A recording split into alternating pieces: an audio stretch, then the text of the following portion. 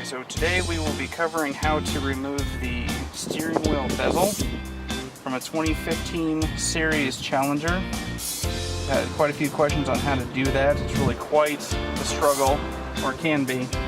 Some tools that you're going to need. You're going to want a microfiber towel or something that's soft. You're going to want various plastic tools with crowbar and other little pick type objects on there to try and get in between here to pull this out. Got various sizes here from different places. In case we really need them, we try not to use metal because metal will mar this finish pretty easily if you're not careful. But I do have several other little hooks to help get in there in case we really get into some trouble, and that's one of the reasons why we have the towel on standby just in case we need it. Alright, so a couple things to note. This piece here is not solid. It is actually kind of a rubbery piece that's really quite soft and easy to get out once you get the process started. So we will now start the process. First thing you're going to want to do that I did was seriously consider disconnecting the fuse for the horn. This can get loud since you're going to be pushing on this a lot during this installation and removal process. So highly recommend removing the horn, but that is of course up to you if you want to pull that fuse or not.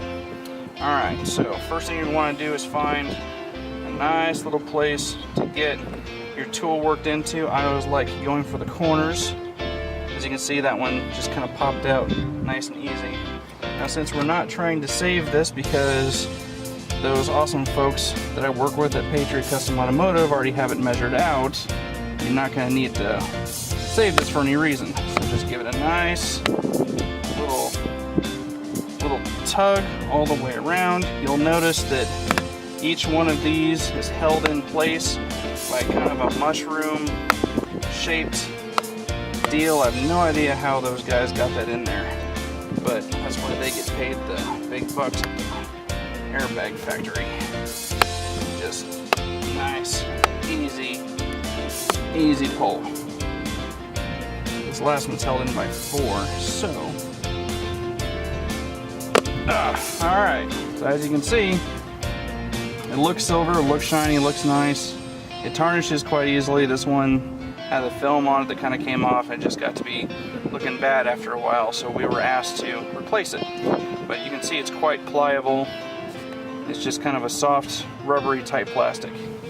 So one thing to note for all of you that are going to be doing this installation at home is take a look at all the holes that are in there. Alright, that's why I started in the corner. Because the first time I did this, it took me about an hour to pull this out, but of course I was also trying to save the little bezel piece to make sure it was measured. So once that is out, take your microfiber towel, clean out any little dirt particles that are in there, just from normal wear and tear and usage of the vehicle, all the other good stuff. I want the area to be nice and clean. And then you grab your set piece that has been ordered, hopefully from us.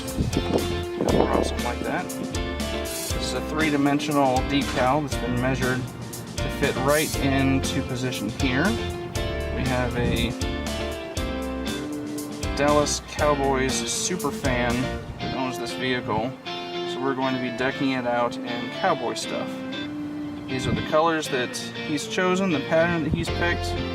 Whenever we do a design, we coordinate with our customer base to make sure that everything is exactly how you guys want it. This is your dream vehicle, not ours.